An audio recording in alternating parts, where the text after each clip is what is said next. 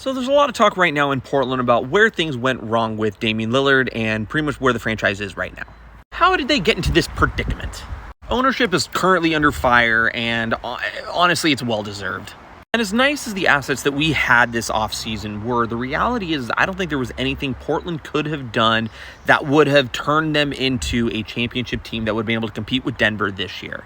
There was no move that could have been made. Which is why I think I'm kind of okay with Damian Lillard requesting a trade out. The reality is that if Portland wanted to actually take a shot at winning with Damian Lillard on their team, the moves they needed to make needed to happen a few years ago. One of the most popular what-if conversations is the 2016 draft, when they had a shot to draft Bam Adebayo, but instead moved up to draft Zach Collins. Now, in my opinion, the biggest mistake they made is not trading CJ McCollum sooner. And don't get me wrong, I love CJ McCollum. I thought he was great. Problem is, McCollum and Lillard together, they really kind of hit their ceiling. In my opinion, Portland with CJ and Dame ended up being what Golden State would have been had they have just kept Monte Ellis and Steph Curry together. Two good players independently, but just really couldn't mesh together.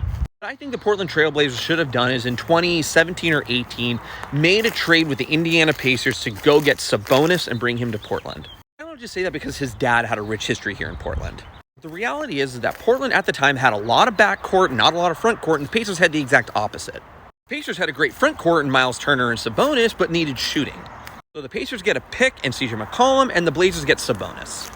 I think in hindsight, that was the best move Portland could have made, but our GM at the time, Neil Olshey, was like, nope, we're just going to stand pat.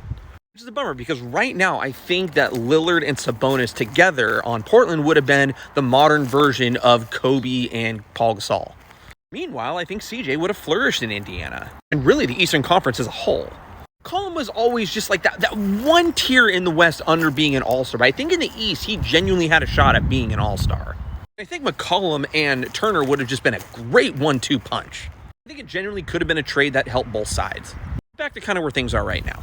Right now, Portland is in a situation where they have too many guards. Even after Damian Lillard trades, I still think they need to move Anthony Simons to allow Scoot and Shaden to really develop as a unit. Then they have the Jeremy Grant contract, which is a lot of money. If they need to, that's going to be a tough contract to move. Even though I like Jeremy as a player, the reality is that contract is really there just to help them meet the salary floor. All in all, right now, hindsight's 2020. Portland Trailblazers are just the ultimate what could have been franchise. Not just the Michael Jordan thing. I'm talking about if we would have gotten Arvydas Sabonis when we should have gotten him. Right now, I'm just hoping that the Blazers are able to get Dame a trade that works for both him and the Blazers get something good in return.